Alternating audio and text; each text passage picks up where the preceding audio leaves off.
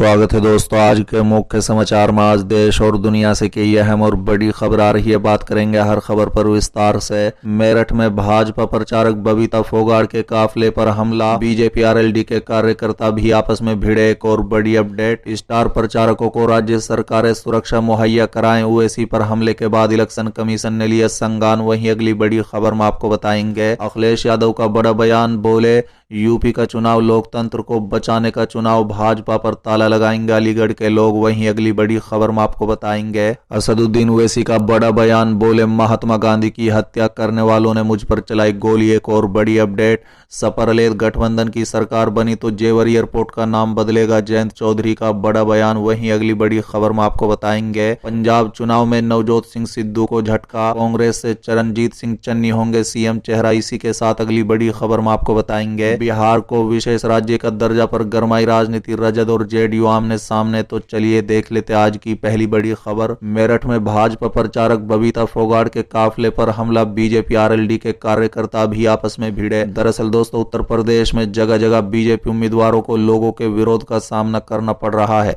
बता दें कि 2 दिन पहले ही यूपी सरकार में राज्य मंत्री दिनेश खटीक के अलावा मेरठ दक्षिण क्षेत्र के भाजपा उम्मीदवार डॉक्टर सुमेंद्र तैमर को उनके विधानसभा क्षेत्र में विरोध झेलना पड़ा। तो शनिवार को मेरठ जिले के एक गांव में बीजेपी उम्मीदवार को लोगों ने खदेड़ दिया। यहां भाजपा की स्टार प्रचारक और रेसलर बबीता फोगाड़ के काफिले पर हमले की भी खबर है। बता दें कि घटना में 4 लोगों को मामूली रूप से घायल होने की भी जानकारी मिली है।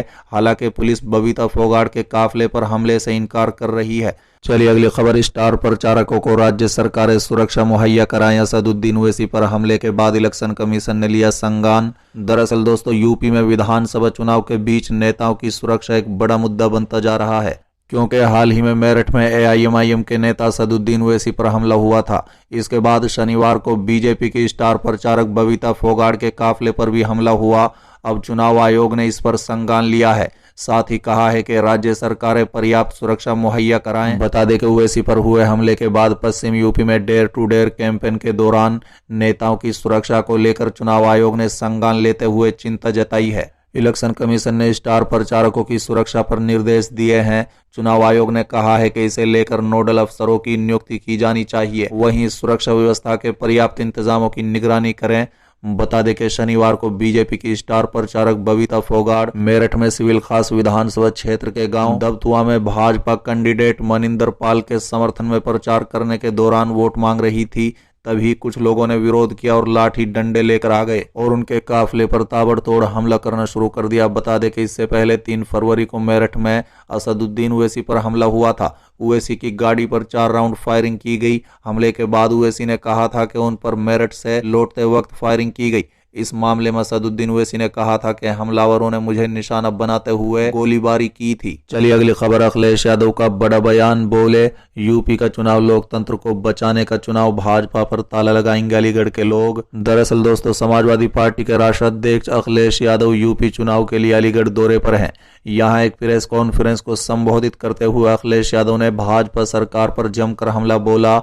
बता दें कि अखिलेश यादव ने कहा है कि अलीगढ़ के लोग इस बार पश्चिमी यूपी में भारतीय जनता पार्टी पर हमेशा के लिए ताला लगाने का काम करेंगे। सपा आरएलडी और हमारे छोटे और क्षेत्रीय दलों का गठबंधन इस बार नारंगी लोगों को यूपी से हटाने का काम करेगा। अखिलेश यादव ने कहा है कि इस बार का उत्तर प्रदेश का चुनाव बेहद अहम चुनाव है।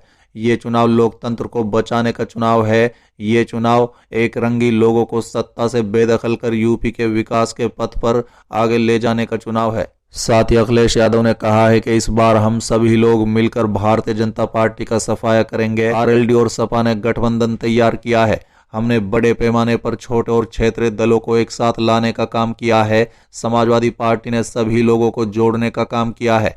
अब एक रंगी भाजपा लोगों को उत्तर प्रदेश से हटाने के लिए हम सब मिलकर काम करेंगे।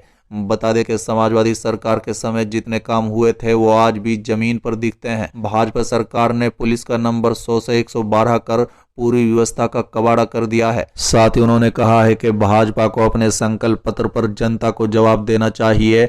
उन्होंने लैपटॉप, फ्री डाटा, वाईफाई समेत कई वादे किए थे, लेकिन भाजपा ने केवल जनता को धोखा दिया। चलिए अगली खबर, असदुद्दीन ओवैसी का बड़ा बयान, बोले महात्मा गांधी की हत्या करने वालों ने मुझ पर चलाई गोली।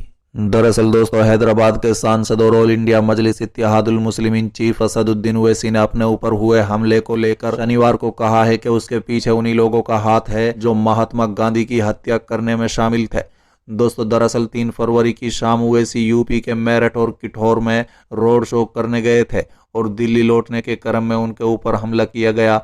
बता दें कि हमले के वक्त उनकी कार टोल प्लाजा पर थी। कुछ युवाओं ने उनकी कार पर फायरिंग शुरू कर दी। बता दें कि हैदराबाद के सांसद ने खुद पर हुए हमले की जानकारी अपने इंटरनेट मीडिया के ट्विटर अकाउंट के माध्यम से दी।